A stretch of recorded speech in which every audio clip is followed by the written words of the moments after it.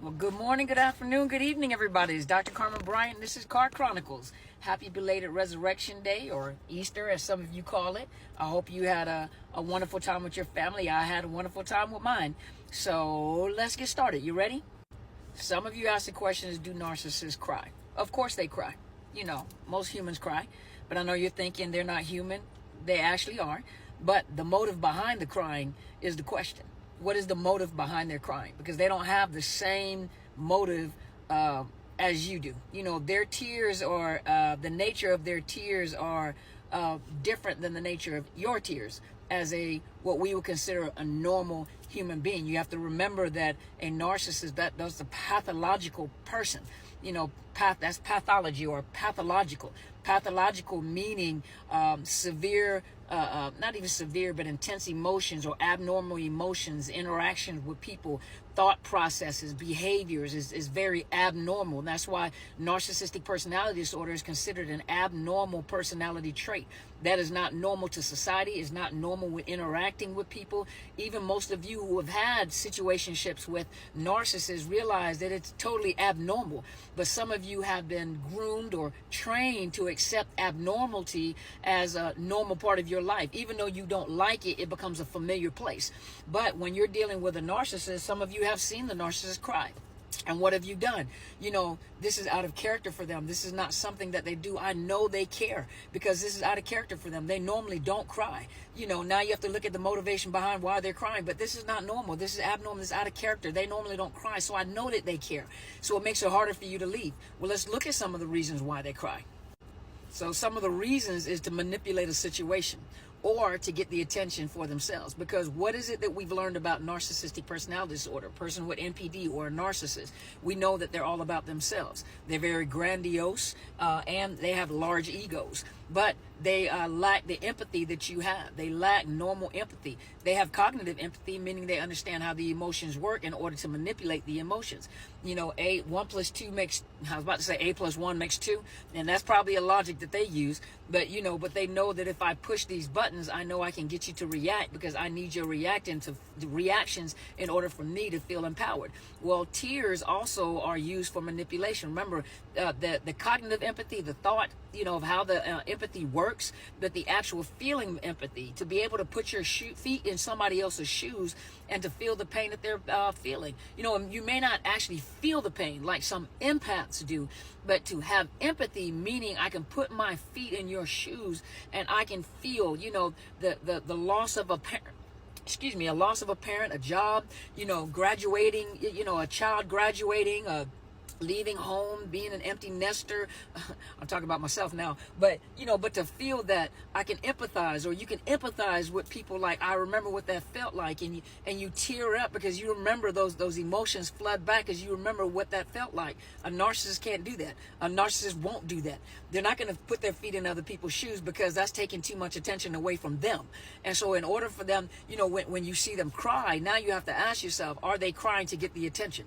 You're crying about something, or you show up at a funeral and you have a loss of a mutual family member, and you know, they show up at the funeral and they're crying, you're crying. It's because of the fact that what do people normally do when you have a family member crying for a loss of a family member? They come and console you. They come and pay attention to you. Well, the narcissists will cry because now they get the focus on themselves, or they may act out. You know, I can't go and I don't want to see, and oh Lord, help me, and you know, but guess what? Everybody's doing what? They're focusing their attention on the person that is grieving. So the narcissist knows I can manipulate and get the attention of people and place the attention back on me, even though the funeral is not even about them.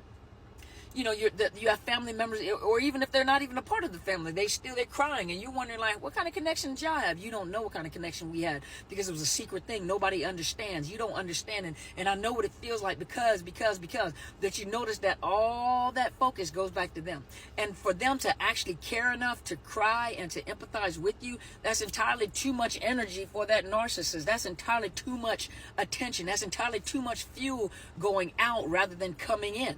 So they do manipulate people, knowing that if I cry, I can get what I want from you, whether it's attention, whether it's for you to stop doing what you're doing, whether it's for you to start thinking like, oh my gosh, they've changed, and you give them what they want.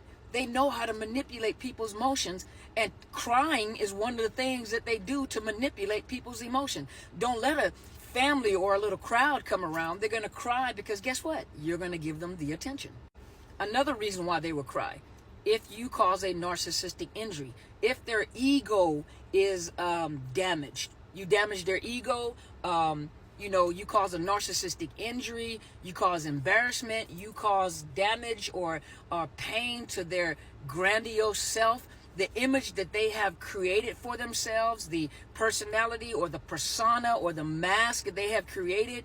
And all of a sudden, why do you think that they try so hard to smear your name or to make, or to discredit you? It's because of the fact that you're a truth teller. That's why scapegoats have such big issues with narcissists, and narcissists have such big issues with scapegoat. And they do whatever they possibly can to damage your reputation, to smear your name, to make you look bad in front of friends and family or co-workers or your business, because of the fact that they know that when you start talking and you start telling the truth, it begins to make people look at them differently. And you are now messing with their ego. You are now messing with their grandiosity. And they will cry because of the fact that they're out of control. What do the young people say? That they're crash out. They're crashing out. They're crashing out now. So, they're in distress. Not because of the fact that you left them.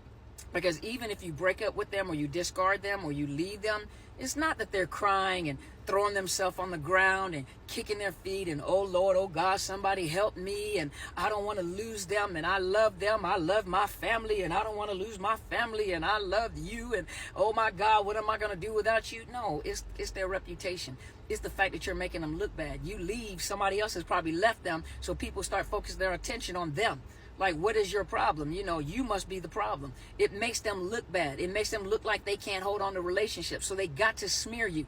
Well, they're leaving anyway because they had somebody else, or they got issues, or they're unstable and they're hurting me so bad.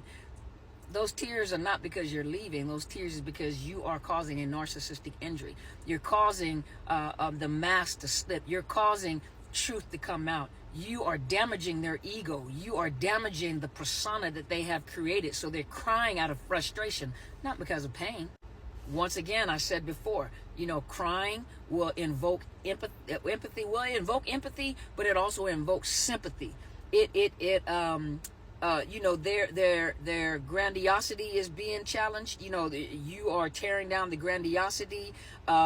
They're gaining control over situations, because if they cry, they can get you to do whatever they want you to do, because some people think out of emotions. I told you guys, you can't make decisions based on your emotions, because the narcissists know you're going to make decisions based out of emotions. So if I cry enough and make you think that I'm hurting enough, and oh my God, some of them say, you're killing me. Well, a lot of times you're killing me because you're putting up boundaries. You're killing me, and why are you doing me? That's where I can't believe it, because you said no. No is a full statement, a complete statement, period, without explanation. And they'll start crying because you won't let them have what they want. Remember, their emotional experience revolve around their own needs. Put it that way. Their emotional experience revolves around their own needs, their own feelings, their own wants, themselves. They're selfish. It's all about me. So you think that they care about you because they're showing you emotion, they're showing you care. You're getting the golden Hoover, you're getting the prime Hoover. They're saying things to you that they've never said before. That you think that they're changing. They're actually changing because they're not doing A, B, C, D, E, F, G. And they're known to do this. And so I noticed that they care a little more. I noticed that they've changed. No, they are adjusting. They're adjusting, and they're using emotions and tears in order to get you back in line. You've gotten out of line. You've gotten out of control. So they have to find a way to get you back on track, even if it means expressing emotions or crying, better to get you back online. But it's just a matter of time. They're going to show their true face again. It's only a matter of time, and you know it, because the cycle never ends. The only time that the cycle ends is when you end the cycle and you discard them and leave and go no contact. They don't change. Tigers don't change their stripes. Crying doesn't mean anything. It's all about them. You're welcome.